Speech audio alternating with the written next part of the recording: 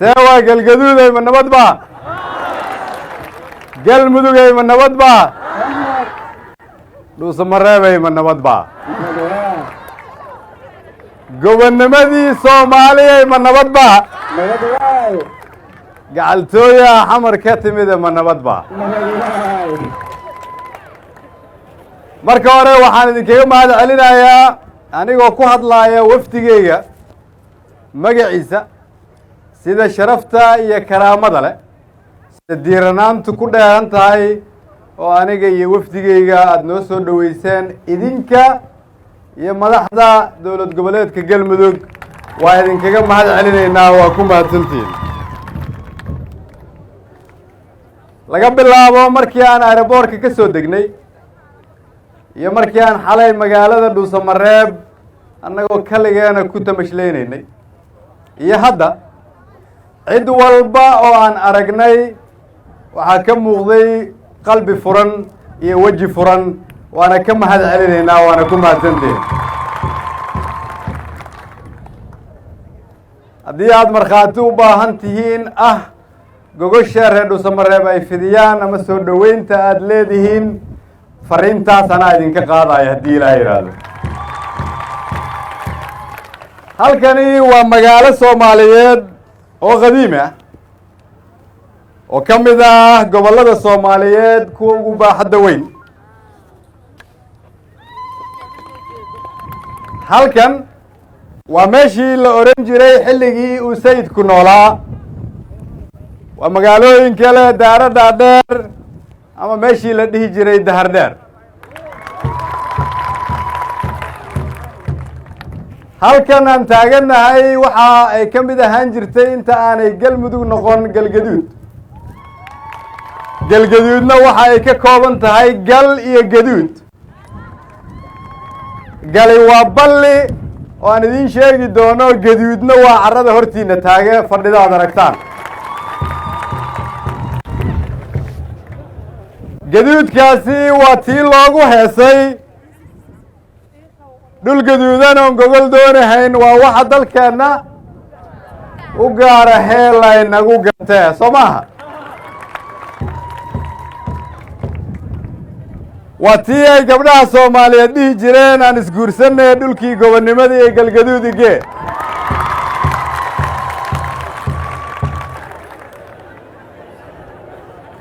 hadda marka waxaan leenahay waa tii ay gabdhuhu dhihi jireen aan isguursanay dhulkii gobonnimada iyo galmudug igee halkani waa magaaladii ay ku taallay taliskii 21aad oo dhammaan khubarada ciidamada xoogga dalka soomaaliyeed kuwa dhintay allah u naxariistee iyo kuwa noolba ay isku raacsan yihiin inay tahay meeshii laga difaaci jiray qarannimada soomaaliyeed difaacaasi waa uu muuqdaa waa kii shiikhu halkan ka sheegayey in geesiyaasha gobolkan ka soo jeeda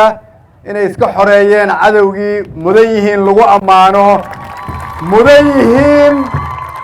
inay ku helaan xuquuq aan ka shaqayn doono sida ugu dhaqsaha badan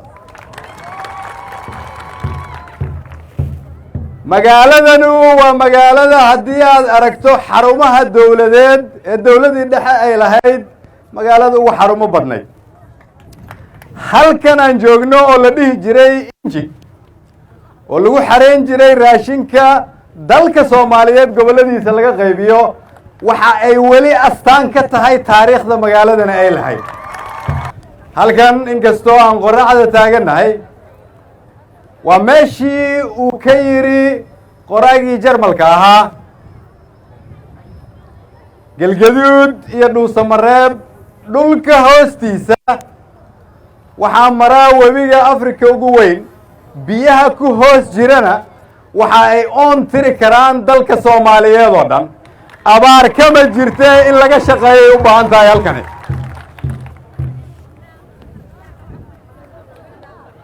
haddii aan dhulkii idinkaga sheekeeyey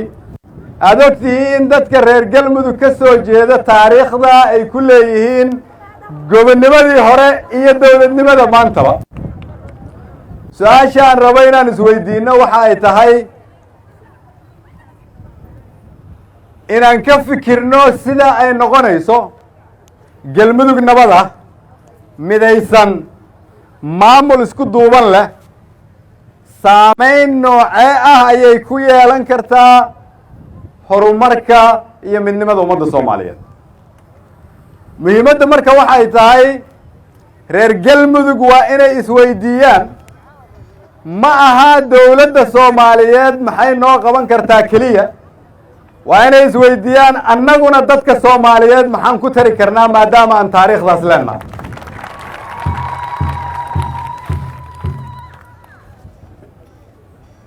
waxaan aaminsanahay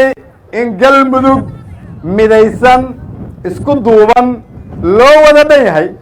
ama dhuusamareeb joog ama caabud waaq joog ama cadaado joog ama gaalkacyo joog ama ceeldheer joog ama kuwa naga maqan weli oo ceelbuur ugu horeysa joog macnaheedu waxa ay tahay haddii aad tahay reer galmudug inaad ka fikirtaa mustaqbalka iyo horumarka waxaa naga hor taagan keliya inaan aqbalno inaan madowno mararka qaarkood waa la kala fikir duwanaan karaa laakiin laguma kala fikir duwanaan karo jacaylka dalka iyo dadka soomaaliyeed loo qabo gaar ahaan dadka reer galmudug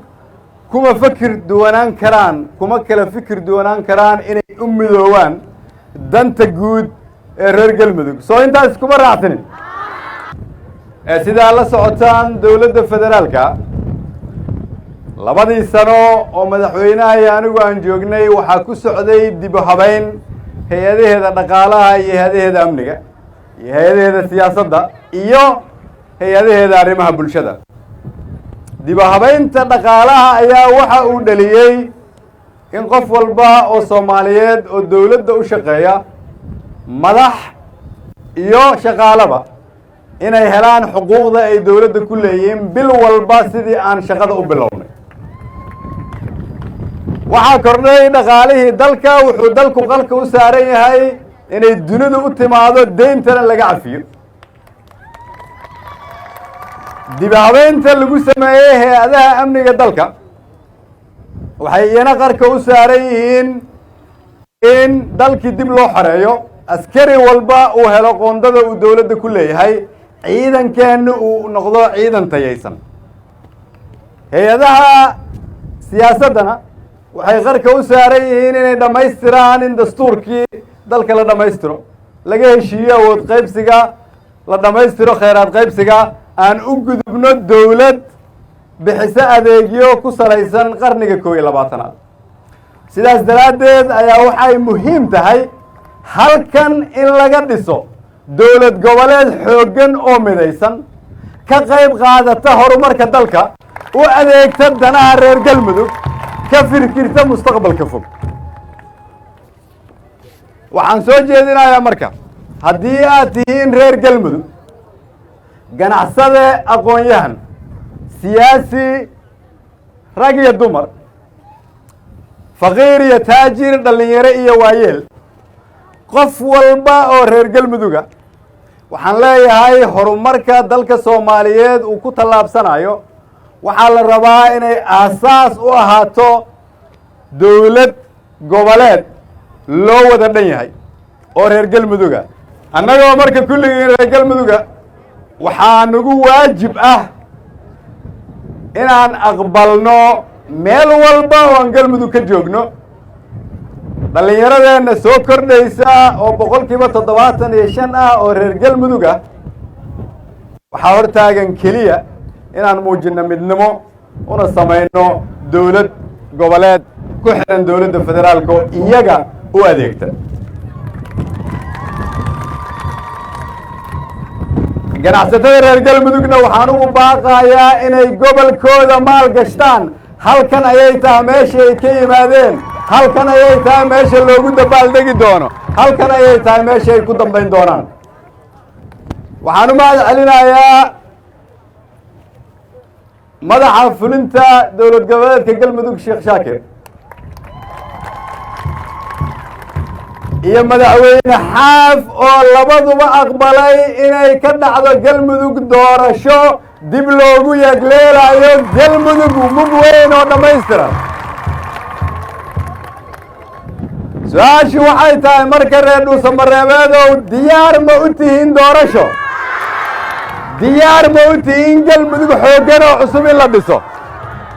ma soo dhoweynaysaan maadaama aad magaalo madax tihiin reer galmudug oo dhan shuruud la'aan meel walbay ka imaanayaan? waxaan haddaba leeyahay si ay taasi u hergesho magaalo madax waa inay magaalo madax u ekaataa. halkan waa inay ka howl galaan hay-adaha dhaqaalaha, hay-adaha horumarinta, hay-adaha siyaasadeed, hay-adaha amniga oo dhan oo heer federaal ah. waa in hay-adihiina amniga iyo kuwa heer federaal ay gacmaha isqabsadaan si halkan looga muujiyo xasilooni, loogana shaqeeyo inay ka dhacdo doorasho cid walba uu yidhaahdo waxay ka dhacaysaa magaalo madaxda galmudug.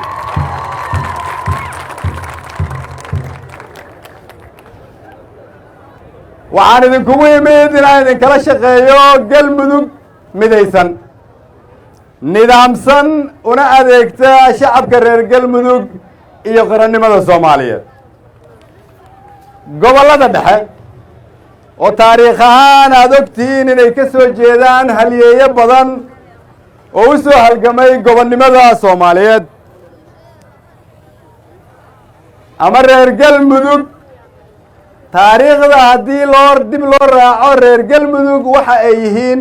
dad soomaaliyeed oo la dhihi karo inay qaybta ugu weyn ka ahaayeen xorriyaddii soomaaliyeed. sidaas daraaddeed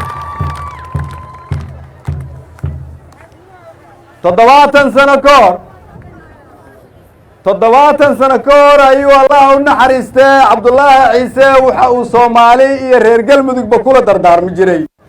inuu yidhaahdo qabiilku waa dilaaga qarannimada soomaaliyeed. 70 sano kadib allah u naxariistay cabdullaahi ciise waxaan leenahay dadaalkii aada u soo gashay waa kaaga mahad celinaynaa, laakiin 70 sano kadib innagoo isaga xasuusanayna waxaan leenahay aan ka fogaano qabiilka, aan dhisno galmudug midaysan, aan u hiilno qarannimada, aan xasuusanno meesha aan ka nimid iyo fursadda aan haysanno. waxaan idiin ballan qaadaynaa in dowladda federaalku ay idin garab taagan tahay, ka shaqaynayso danihiinna, idinkala shaqayn doonto galmudug dhammaystiran, laakiin ma lagu shaqayn karo galmudug dhicisa. ugu dambayntii waxaan ugu baaqayaa xildhibaan walba oo halkan ka soo jeeda, senator walba oo halkan ka soo jeeda, siyaasi walba oo halkan ka soo jeeda, ganacsato walba oo halkan ka soo jeeda, iyo qof walba oo rag iyo dumara oo ku abtirsata reer galmudug. waxaa naloo xil saaray inaan u adeegno shacabka reer galmudug, nalooma xil saarin annagu inaan iska qabsanno dana gaarana ka raadinno. aan dhisno dowlad goboleedkii dhammaystirnaa oo reer galmudug ay xaq u lahaayeen. waa mahadsantiin.